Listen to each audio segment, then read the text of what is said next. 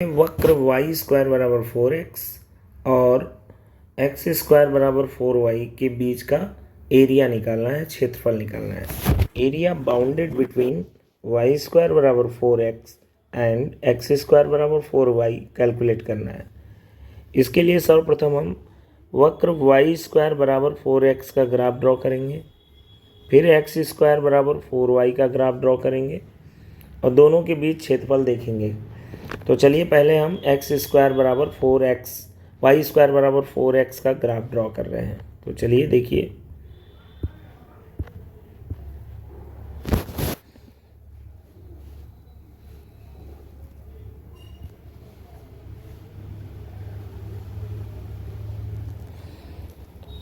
ये x axis है, ये वाई एक्सिस है।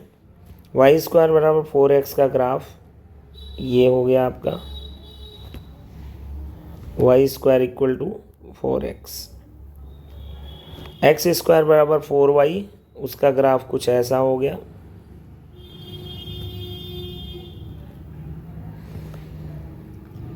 एक्स स्क्वायर बराबर 4y। दोनों के बीच में कैसा एरिया बन रहा है उसको मैं हाईलाइट कर दे रहा हूँ। आपको ये एरिया निकालना है, ठीक। ये एरिया निकालने के लिए हम एक तरकीब लगाएंगे। वो तरकीब क्या है, देखिए। सबसे पहले हम ये पॉइंट ये देखेंगे कि दोनों कर्व, ये वाला कर्व और ये वाला कर्व, एक्स स्क्वायर बराबर 4y एंड वाई स्क्वायर बराबर 4x, दोनों का ये इंटरसेक्शन पॉइंट का कोऑर्डिनेट क्या होगा। चलिए देख लेते हैं। दोनों को सॉल्व करना पड़ेगा एक साथ। पहला है आपका curve x square equal to 4y और दूसरा कर्व है y square equal to 4x। तो चलिए देखिए, यहाँ पर x की वैल्यू हम पुट कर दे रहे हैं सेकेंड वाले से। सेकेंड वाले से x की वैल्यू क्या है, वाई स्क्वायर बराबर वाई स्क्वायर बाई 4। यहाँ पे एक्स स्क्वायर क्या हो जाएगा, अगर x की वैल्यू वाई स्क्वायर बाई 4 है तो एक्स स्क्वायर हो जाएगा y की power 4 by 16 equal to 4y, ठीक। यहाँ पर आपका 16 यहाँ से मल्टीप्लाई डिवाइड है, यहाँ मल्टीप्लाई हो जाएगा इस साइड में, तो कर दीजिए y की पावर 4 इक्वल टू 64y। इसको आगे सॉल्व कर लेंगे हम। y की power 4 minus 64y equal to 0। y common ले लेंगे, y क्यूब माइनस 64 को 4 क्यूब लिख सकते हैं, ठीक।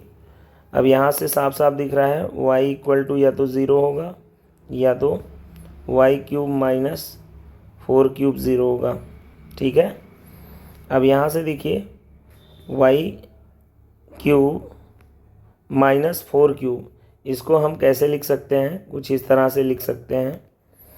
a cube minus b cube का formula y minus 4 Y square plus 16 plus 4y equal to 0। अब यहाँ पर देखिए, या तो फर्स्ट हम दो नंबर्स का मल्टीप्लिकेशन 0 है, तो या तो पहला नंबर 0 होगा या सेकेंड। तो y माइनस 4 0, तो y बराबर क्या आ गया 4। y के दो वैल्यूज़ आ चुके हैं, ठीक है। अभी देखिए यहाँ पर y के दो वैल्यूज़ आ चुके हैं। यहाँ से देखिए y का मान कुछ वैल्यूज़ आते हैं कि नहीं। यहाँ पर इसको अरेंज करके लिखेंगे y square plus 4y plus 16 equal to 0। इसको जो है अगर आप देखें तो यहाँ से y का मान इमेजिनरी आएगा, बिकॉज इसका डिस्क्रिमिनेंट d विविक्त कर under root b square minus 4ac जब करेंगे तो d एक इमेजिनरी नंबर है, इसलिए यहाँ से y का कोई भी मान नहीं आएगा।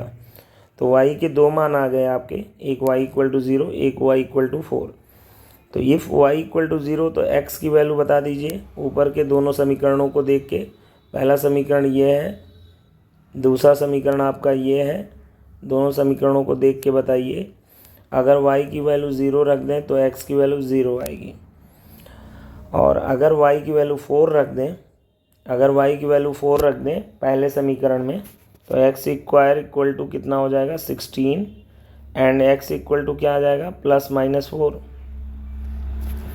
तो y इक्वल टू 4 पर एक्स की दो वैल्यूज़ आ रही हैं, तो यहाँ से कोऑर्डिनेट क्या बनेगा, एक 4, 4 और दूसरा -4, 4। अगर हम इन दोनों को देखें तो आपके दो कोऑर्डिनेट बन रहे हैं, ठीक है। और अगर इन दोनों को देखें तो एक कोऑर्डिनेट आपका 0, 0। तो इस हिसाब से ये देखने को मिल रहा है हमें कि आप यहाँ पे देख पा रहे हैं ये वैल्यू इग्नोर हो जाएगी, ये वैल्यू करेक्ट नहीं है, ये वैल्यू हो ही नहीं सकती x और y की, क्योंकि ये सेकंड इक्वेशन को ज़रा देखिए सेटिस्फाई नहीं करेगी। फर्स्ट इक्वेशन को सेटिस्फाई कर रही है, ये वैल्यू सेटिस्फाई कर रही है, बट ये वैल्यू सेटिस्फाई नहीं करेगी। आप सेकंड इक्वेशन में रख के देख लीजिए, ये वैल्यू नहीं सेटिस्फाई करेगी, ये सेटिस्फाई करेगी, ठीक है। सेकंड इक्वेशन को देखो, y² इक्वल टू कितना है 4x।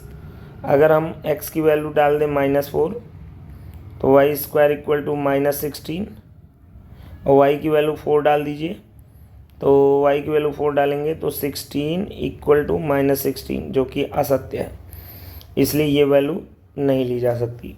आपके दो ही कट पॉइंट आ रहे हैं 0, 0 एंड 4, 4। अब यहाँ पर हम पहला ये हो गया 0, 0, दूसरा हो गया 4, 4, ठीक है। अब ये पता चल जाने के बाद एरिया कैसे निकालेंगे दोनों के बीच का, पहले यहाँ से एक परपेंडिकुलर ड्रॉ कर देंगे। अब इस परपेंडिकुलर ड्रॉ किए हैं तो इसका कोऑर्डिनेट क्या होगा 4, 0 होगा, क्योंकि ये डिस्टेंस आपकी, ये वाली डिस्टेंस कितनी है 4, ठीक है, और ये हाइट कितनी है 4, तो ये कोऑर्डिनेट क्या होगा ये पॉइंट का 4, 0, ठीक है। अब एक काम करते हैं हम, सबसे पहले ऊपर वाले कर्व, जो ऊपर वाला कर्व है, ये ऊपर वाले कर्व और एक्स एक्सिस के बीच का एरिया निकाल लेते हैं। ऊपर वाले कर्व और एक्स एक्सिस के बीच का एरिया निकाल लेते हैं। कहने का मतलब ये आपका वाई एक्सिस है, ये आपका एक्स एक्सिस है, ऊपर वाले कर्व ये है, इस पॉइंट को 4, 4 कह लीजिए, और एक्स एक्सिस के बीच का एरिया, ये एरिया निकाल लेते हैं, ठीक है। ये एरिया निकालना बहुत आसान है। ऊपर वाला कर्व का इक्वेशन क्या है, y² इक्वल टू 4x। तो चलिए पहले एरिया A1 निकाल लेते हैं, इसको मान लेते हैं A1, ठीक है।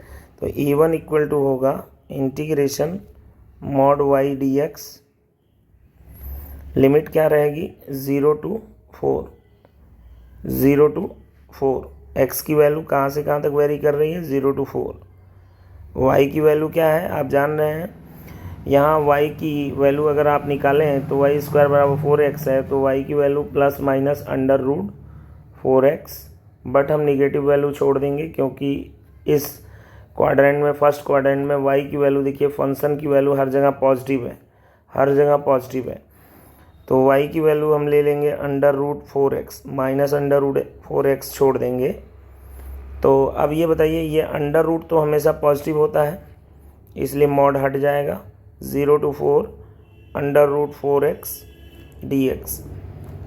ये सॉल्व होके कितना आ जाएगा, √4 2 होता है, बाहर आ जाएगा। √x का इंटीग्रेशन क्या होता है, x की पावर 3/2, और 3/2 नीचे से पलट के 2/3 हो जाएगा, तो 4/3 x की पावर 3/2। लिमिट क्या है वो बता दीजिए, 0 to 4। अब लिमिट जब अप्लाई करेंगे तो 4/3, 4 की पावर 3/2 -0, ठीक। इसको और हल करेंगे तो 4/3, 4 की पावर 3/2 कितना होता है, आप इसको निकाल के अलग से देख सकते हैं। 4 की पावर 3/2 मतलब 4 की पावर 3 अंडर रूट में 4 पावर 3/3, और 4 की पावर 3 क्या होता है 64, उसका अंडर रूट 8, तो ये 8 आ गया 32/3। ठीक है, अब हम एक काम करने जा रहे हैं। अब नीचे वाला जो वक्र है, कर्व है ये वाला, ठीक, और ये कोऑर्डिनेट कितना है 4,4। हम नीचे वाले वक्र, ये जो नीचे वाला वक्र है इसके और एक्स एक्सिस के बीच का क्षेत्रफल निकालने जा रहे हैं, एरिया। इसके और एक्स एक्सिस के बीच का एरिया निकालने जा रहे हैं। ठीक है, ये A2 मान ले रहे हैं। चलिए, वक्र आपका कर्व जो है, और कर्व का इक्वेशन क्या होगा, इस कर्व का इक्वेशन क्या होगा बताइए। इस कर्व का इक्वेशन है, नीचे वाले का इक्वेशन याद है, x² = 4y।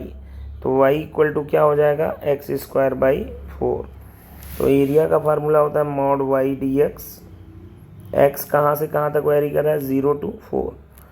तो 0 to 4, और y की वैल्यू आप देख रहे हैं, y की वैल्यू यहाँ से उठा लीजिए। y की वैल्यू x²/4, चूँकि अंदर वाला चीज़ मॉड के जो है देखिए स्क्वायर है, और ये नीचे पॉजिटिव, स्क्वायर वाली चीज़ें सारी पॉजिटिव होती हैं। x कुछ भी ले लो, अंदर वाली चीज़ पॉजिटिव आएगी, तो मॉड हट जाएगा। 0 to 4 x²/4 सिंपली लिख लेंगे। 1/4 बाहर आ जाएगा, x² का इंटीग्रेशन x³ 3, लिमिट हो जाएगा 0 to 4, 1/4, 4 लिमिट अप्लाई करेंगे 64/3 - 0, और ये आपका 16/3 आ गया।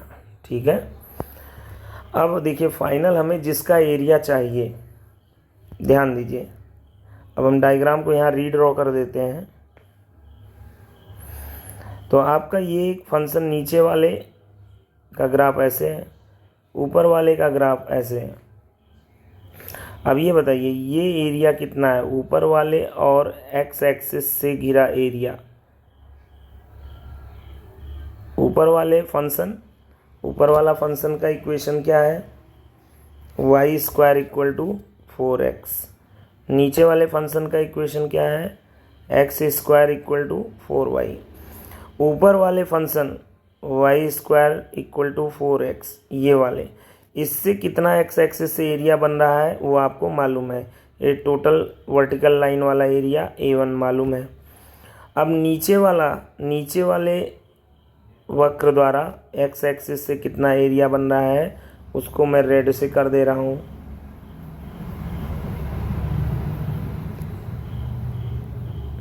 वो एरिया A2 है।